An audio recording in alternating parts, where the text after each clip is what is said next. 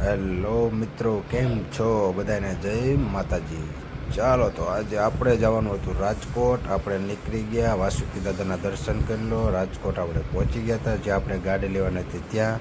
પછી ત્યાં ગાડીની વાર લાગે એવું હતું. પછી આપણને એમ થયું લાવો ભૂખ લાગી હતી તો આપણે એલા જે જમવા. રાજકોટમાં ટ્રાફિક તો એવું હોય દુનિયાનું. પછી આપણે પગી ગયા ઠાકર લોજમાં. હો ભાઈ, ભલે કારખાનામાં કામે જતા હોય, બાકી જમવાનું મોરું નહીં ખાવાનું. હો બીવ દેવાવાળા ભલે બીવ દેવા વીએ ગયા. જો આપણે સોફા ઉપર લાંબા થઈને બે ગયા.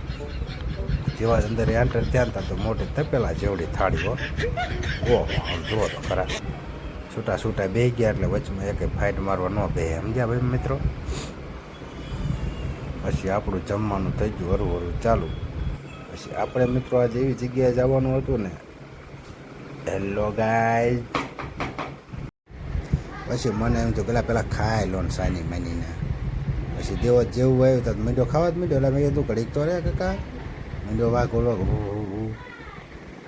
પછી આપણને એમ થયું કે હાલો તો હવે તમને ફાઇનલી સરપ્રાઈઝ દેખાડી દે. રેડી આપણે જો ખાઈ બહેન પેટ ફૂલ થઈ ગયું, પાડા જેવા થઈ ગયા.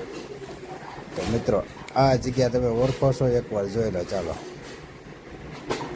Balaji bikes point. Hello guys.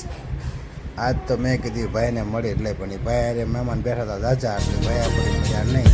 પછી આપણે જો બુલેટ નતો ઢગલો અલગ એવું જ છે. ભાઈ રહ્યા હેલો ગાઈઝ વાળા. પછી જો આવલો રાજ્યો લાલ ટી શર્ટ વાળો ભાઈ રહ્યો ને, રાજ્યો રેડી.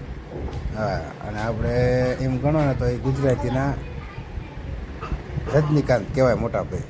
હાલો હવે આપણે રાજકોટને કહી દઈએ ટાટા બાય બાય.